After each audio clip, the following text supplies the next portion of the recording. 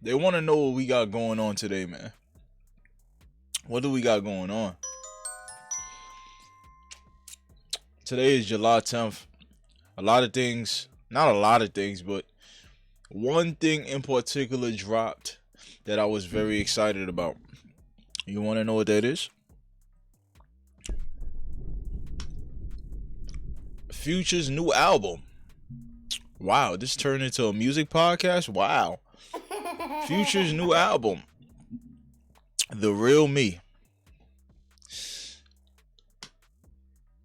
This album right here, if you're not a music fan, this podcast episode is not really for you. This is Think Pieces and Conversations, and in Think Pieces and Conversations, anything that sparks me to have a conversation, things that I normally think about, things that I normally indulge in, that makes me think, makes me get out of thinking too much, such as music, is gonna be something that I'm talking about. Future is one of the most talented artists to me right now. Future is one of the most timeless artists to me right now. But that's not the point. When it comes to music, I'm very objective. I know what I like what I like. There is a bias to that, but I have a background in productions, and I have a background in, I'll just say I have an ear for these things, right? I have a pretty good ear. If you ever went through my playlist, if I give you my playlist of just my favorite genre, which is trap music, R&B, hip hop, just rap in general, you'll be impressed. But this album, I want to start from the first song, right? I want to start from the first song. I'm being very objective, right? He could have picked a better song to intro his album. He could have he could have picked a better song to intro his album. I felt that the BPMs was a little too slow to follow it up with the next song after that. I wasn't really a fan of the beat.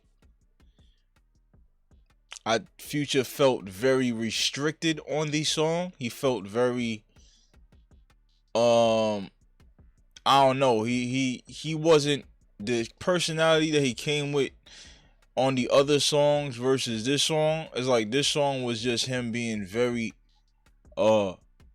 antisocial, but still saying what he gotta say, and then kind of getting up out his shell in the last couple balls of the verse, or the final verse, which he says F an interview. That was probably my least favorite song of his, maybe one of my least favorite songs. It ain't too many least favorites at all. Second song, I'm gonna tell you about the second song, 1-2. Let me tell you about 1-2, right? Let me tell you about this. This song first leaked on the internet, but it was also blended in and put together with another song, like how Travis Scott and Drake did that song, that very popular song that I'm not remembering the name right now. I think it's Sicko Mode. That song is famous for changing beats, right? Blending into another beat and changing beats. On this album, the second song, which is 1-2, and number 9, Snow and Skyami, both songs that I liked, right? These songs were blended together. Snow and Skyami was the first song that was playing before 1-2, right? And I love 1-2. I love how braggadocious and how he just don't give a fuck what y'all got going on. He doesn't care. Like, this is how he's living his life. This is what we doing. This is what it is. The beat is awesome, everything. But the blending of Snow and Skyami, which is a good song by itself. Snow and Skyami is a good song by itself. It almost takes away 1-2 and how powerful that song is, because now they're separated. And I understand what he did business wise, separating Snow and Skyami and 1-2. If you could find it probably right now on YouTube, Snow and Skyami's playing. I was playing this shit. Listen, I'm playing this in the car. I'm pulling up YouTube and playing Snow and Skyami in the car, right? And I'm playing 1-2 because 1-2 is blended after it, and it's sick. I might have played it. I might have gave that video alone 100 streams on YouTube. But 1-2 by itself, back to number 2, 1-2, right? 1-2 is a 7 out of 10 by itself. I would have put a different song as number 1, then put Snow and Skyami as number 2, or maybe I would have kept Snow and Skyami and 1-2 together. That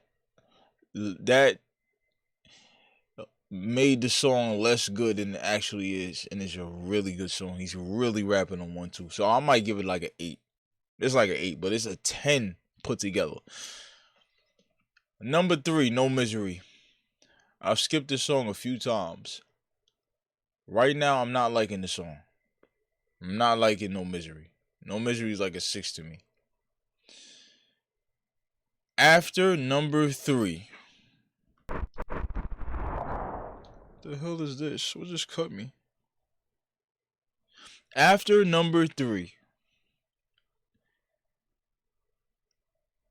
This is where the album gets very, very different. It becomes exactly what I expected from a Future album. The album is noticeably retrospective, much more retrospective than his last couple projects since Hendrix. This is very introspective, but it's more up-tempo. It's a more up-tempo introspective. Number 4, California Girls. I see this as a summertime. You play this at a grill, at a cookout, at a party, at a get-together. It could be played at a club too. I would have to hear that in that setting, but I don't go to clubs, so that I'm not gonna hear that in that setting. I like California Girls. I like California Girls. He's basically speaking about, I guess he's in a room or a building full of girls. He's just telling everybody how much he loves girls. He loves girls all around the world. It's kind of like a Jigga song, like girls, girls, girls, girls I do adore.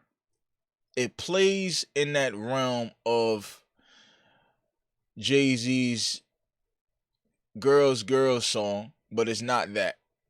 It's Future's version, Future's own version that he trademarked to talk about a bunch of women. Right? We got Tank Top Pluto. I'm glad we got to number 5. Number 5 should have been number 1. Number 5 should have been number 1.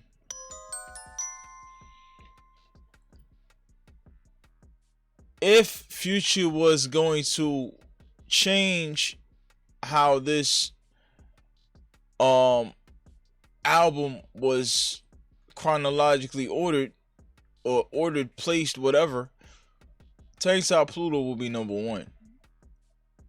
But Tank Top Pluto would signal that he's not being as introspective as he actually is. So I understand the choice. I like Tank Top Pluto. I give that an 8 out of 10. California Girls, 7.58. It's actually going to end up being a 9 or 10 in the real world, though. In the real world, this is going to go crazy. And I might actually love it even more. Because this is only day 1. Wait Up, fire, classic Pluto.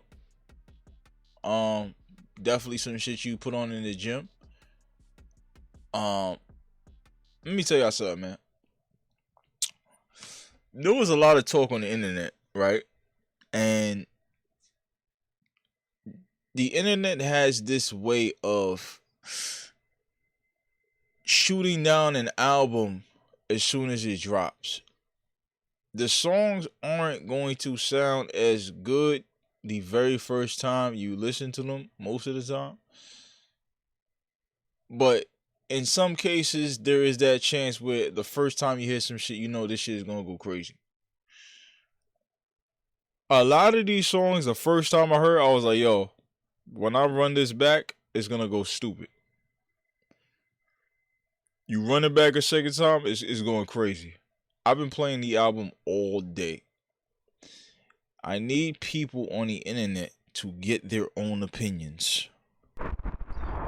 Y'all have to learn how to listen to yourself, your body, your gut, your ears, and be like, yo, I actually like this. I don't have to hive mind a fucking album. Like, I don't have to hive mind music. Music is supposed to soothe your soul.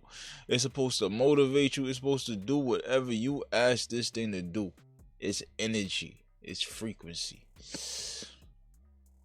X all day I've been seeing, yo, Future album is trash, blah, blah, blah, blah. It's 7 p.m. right now. You know what happened? A lot of people have been listening to it, kept listening to it. And I'm starting to see different views and reviews. That's all I'm going to say before I finish my review. Konnichiwa. Right? This song, number 7, off the Real Me album, is Future having a lot of fun, man. He's having a lot of fun.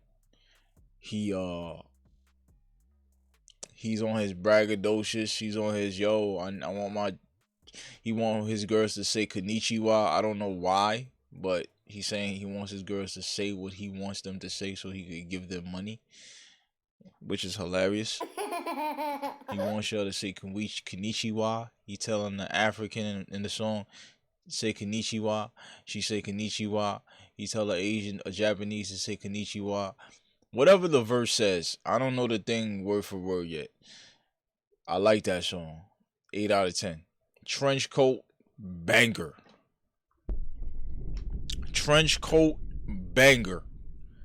9 out of 10. Snow and Skyami, perfect Future record. Made for throwing money. Snow and Skyami. My absolute favorite song right now. Going to number 10. Hold on. Before I go to number 10. There is a line in Trench Coat. The hook is so powerful. Trench Coat, he's talking about basically, in this song, he's talking about he gave away his baby moms, all his baby mothers. They all found loves of their life. And I like buying trench coats, basically. Fire song, bro. You just gotta hear it. Right? Snow and Skyami is going to take over the clubs. It just is. Like, this is when things start getting crazy as far as how this album is rated. If this was pre-COVID, when Snow and Skyami came out, Snow and Skyami would have taken over the streets. I don't know how the club scene is right now, today in 2026, but it's definitely changed. It's definitely lessened. There's a lot less money out in these streets. Right? There's a lot less money out in these streets. So a Snow and Skyami might not get the love it's supposed to get. This is a hit from Future.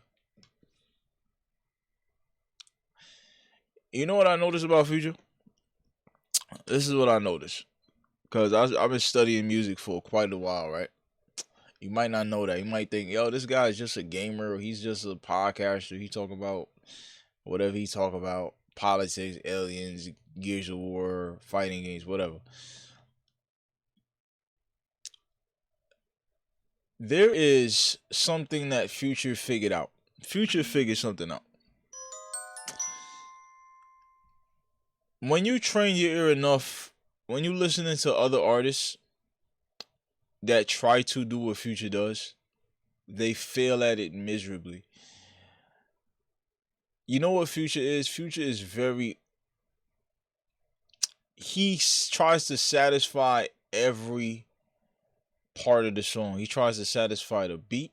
He tries to satisfy the hi-hat. He tries to satisfy the rhythm and the groove of. He tries to satisfy the feel of the song, the mood of the song. He's trying to satisfy every part of the song while not being predictable. He tries to satisfy every part of the song while not being predictable, while changing his flows up, while satisfying whatever the groove calls for, even if he needs to stick to a certain flow for a certain amount of time in order to satisfy what the song is telling him. You're not going to know what I'm saying if you're not really into music. He mastered this shit. Listen, objectively speaking, because people think that I'm biased with Future, is like, oh, he only makes good songs. I literally said out of the first 5 songs, I did not like 2 or 3 of them off this album. I'm being very objective, so I don't give a fuck. Son mastered this music shit, and he's getting better as every album goes. I'm gonna be honest. Before I'm gonna talk about the last album at the end. Let's go to number 10, Build a Bitch. Let's go to number 10, Build a Bitch. All right.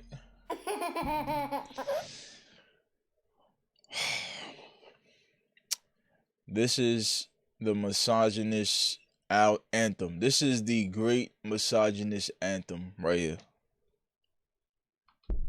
This is the great misogynist anthem. Build a Bitch. That's what people gonna say. The people that are soft and they politically correct, they gonna call this album or this song right here misogynistic. You know what this song is? This song is the list of things that we like in a woman, or I guess that Future likes in a woman because he's rapping the song, singing the song. It's just like what a woman would say when they're asked, what do you look for in a man? That's all this song is. This song is that in a song form. For a man, though, every man, let me capitalize that word. Man, M-A-N, right? That believes in what he says, does what he says, stands on his principles, goes with his own opinion, his own objectivity. Build a Bitch is probably his favorite song on his album, if not top 3 on his album.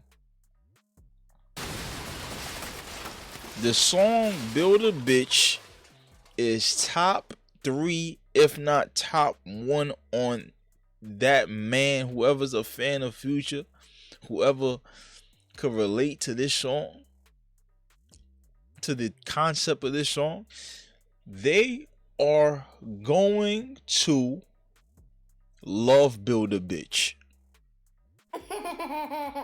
This is their top 3 record.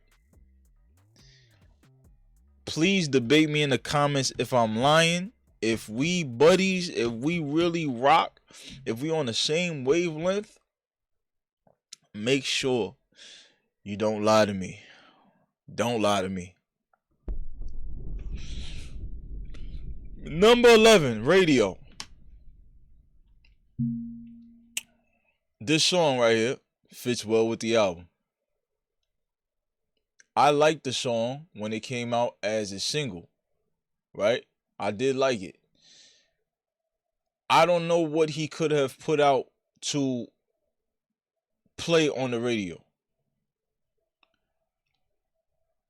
I think he wanted to throw people off of radio. I think he wanted to lessen the expectation, even though I thought Radio was a great song, but Radio plays more so on the pop side. It plays more so on the mainstream. I'm trying to go pop side, but it's still street because of what he says in his verses. Radio fits well in the album. 7 out of 10. 7.5 out of 10. Maybe an 8. I like it. I don't skip it when I play it. It's a good song. 2018.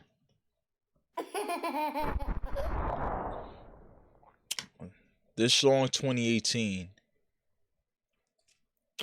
When I first heard it, I played it the first time, right?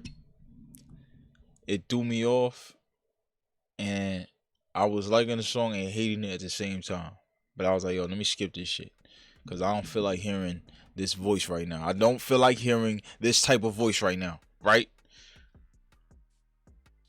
Ran through the album, went back to 2018. Crazy how I said that. The song is 2018, going back to 2018 as if I'm time traveling. This song is in reference to going on a cop. That shit he did with Kendrick Lamar off the Black Panther album. He brings back the voice of this song. He changes his voice, he brings it back, and that song is gonna end up being a very big song, probably the biggest on the album. It's probably gonna end up being the biggest on the album. That's a hot. Is that really a hot take? A lot of people are gonna be annoyed hearing this. They're gonna play it a couple times, and it's going to intoxicate you. This is a sleeper banger. This might be song of the summer if it does what it's supposed to do. I don't know. This is a 9.5, 10 out of 10. Because I know what this is going to do. Even though I know it's a 10 out of 10 objectively, I'd rather play other songs. But I know I'm going to hear this shit. Guaranteed I'm going to hit 2018. Money Over Everything, number 13.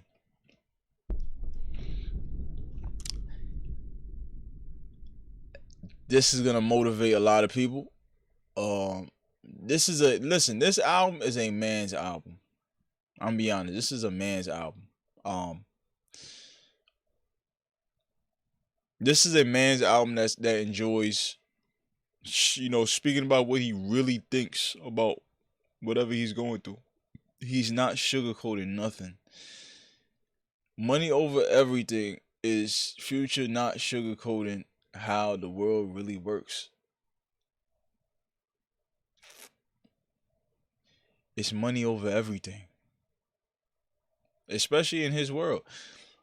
Money Over Everything is motivational music for that guy that just realized certain things. He might be not in the best position power-wise when it comes to his girlfriend or whatever. He wants to go on a vacation, or he wants to buy more assets. He looks at his future. He reaches a certain age, and he's like, yo, I gotta tighten up. I gotta really stand on what I want to stand on, really work towards what I want to work towards, and take my family to another position. This is what Money Over Everything is about, number 13. Even though it's trap, even though it's what Future does, says what he says, indulges in certain things that he may or may not indulge in, this song says that. Up-tempo, great song. It's gonna do what it do wherever it goes. 8.5 out of 10. Off the Hinge. Let's talk about Off the Hinge.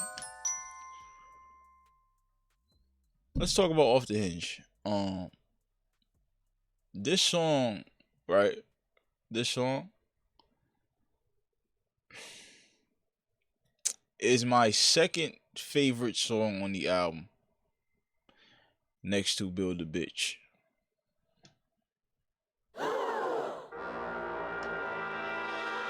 Off the Hinge is 2026 version in my opinion of March Madness, Off the Hinge is, in my opinion, 2026 version of March Madness. He's telling you things is getting off the hinge, and you could put everything in the bubble, and he says what he says on the song. 9 out of 10. This is day one of me playing Future's album. I played it 5 times. Right? I don't know the lyrics. I don't pull out Rap Genius. Oh my God, he said this. Even though it's no Skyami, he does say, I got more hoes than Nick Cannon, and I get fresher than Nick Cannon. He rhymes it, but he says that on Snow and Skyami. It's not a diss, Nick. You get a lot of hoes. I'm saying I get way more than you. That's it. Back to Off the Hinge. Off the Hinge, great song. Great for working out. Great for motivating yourself. Great for getting money. Great for just upping your dopamine so you can get your job done. Introspective Future, number 15. I seen some of my homies on the internet say that Future will never get to Hendrix Future. Right? People said that.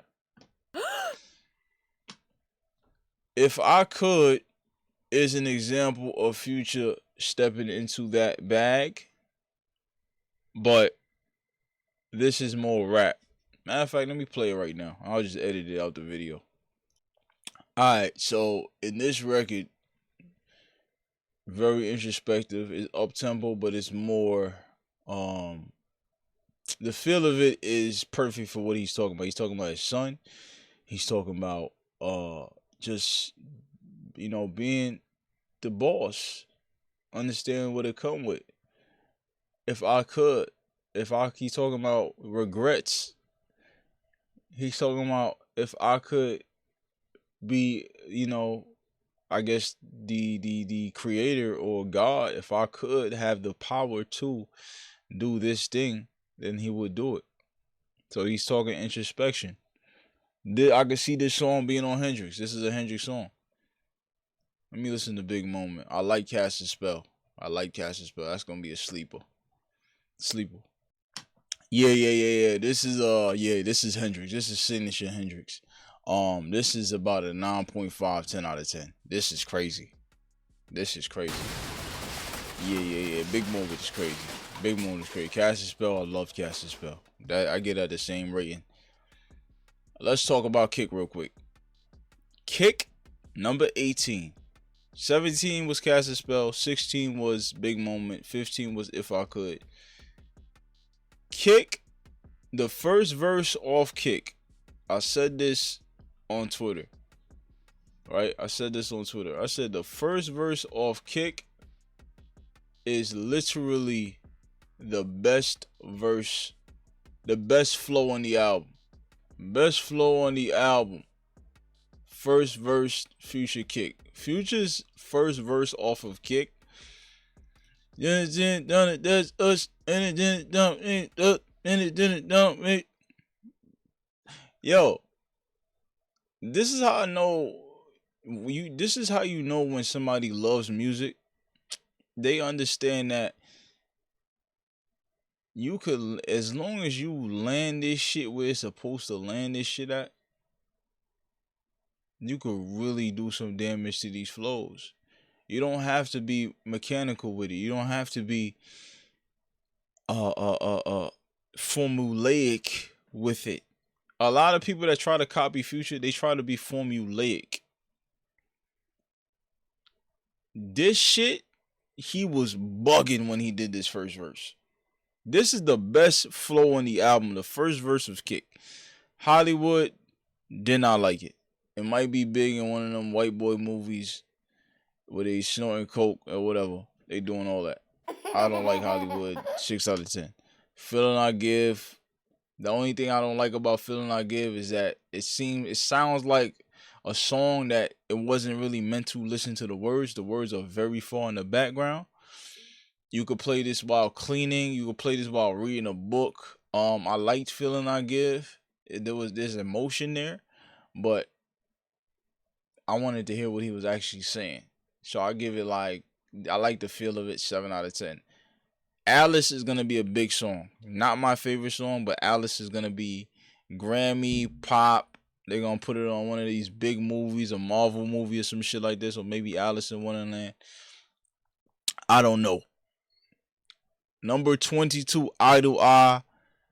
4/5 favorite song of the album. Probably 4/5. Top five song to me.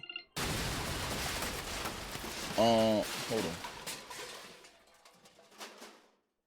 Ma, what's up? Okay. Everything good? Yeah, everything's good. They don't prepare for work? Yeah.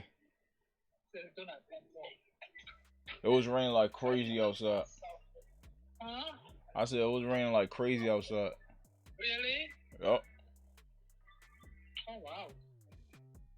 I mean, it is what it is. The windy one? It wasn't that windy. It was raining. Oh, okay. All right, then. Yeah. All right. Be safe. Be safe. Thank you. Yep.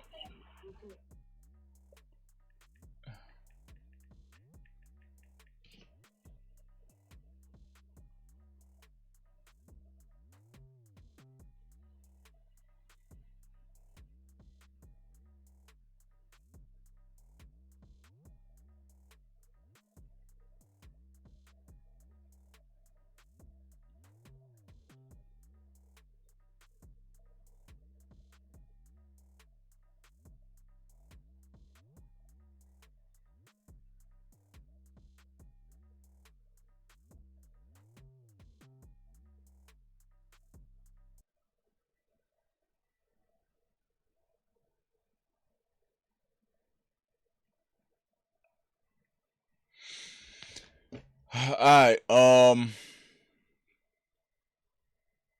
Let me go back to Alice real quick. Alice was produced by Pharrell. I could tell he produced a lot of Future's direction when it came to the song itself. It's gonna be a big song. Objectively, I don't like the song. Right? I don't like the song. Not really my thing, but it's gonna do something out there. Like it's gonna do something. It is what it is. Eye to Eye, favorites of top 5. Earlier in the video, I wanted to talk about Future's last album compared to this. This might not be popular, right? A lot of people might not agree with me. And I want to tell you one thing before I tell you my answer. I don't give a fuck. I don't give a shit. So, this album, in its current state right now, listening to 5 times in a row, this album is better than the last album. This album is better than the last album. It's more introspective. It has less skips. I think his first album had more skips, way less introspective. It was a lot of things that you can't really relate to on his last album. It's very superficial. It wasn't really talking about him, even if his life may be considered superficial because of his status or money or whatever. That's not the point. There are still things that a rich person might do or a famous person might do that can relate to the common man, such as falling in love, such as getting your heart broken, such as telling your homies you're gonna win, such as telling your homies to believe in you, fake friends, all this, whatever that happens in real life. He got that introspective on the album, even though he talks about his normal things. Future got more experimental on this album as well. He wanted to give us good records, but he wanted to be a lot more, take more chances. He took more chances and he went crazy on this album. This album is better than the last album. Make sure you like, comment, subscribe to the channel. I guess this is a Think Pieces and Conversations episode. I don't do music reviews on the YouTube, so we're gonna consider this a TP&C podcast music episode. Make sure you like, comment, subscribe to the channel. Did you like Future's album, The Real Me? What songs did you like? Did you hate the album? Did you love the album? What was your top 3 favorite songs on the album? I'm out of here.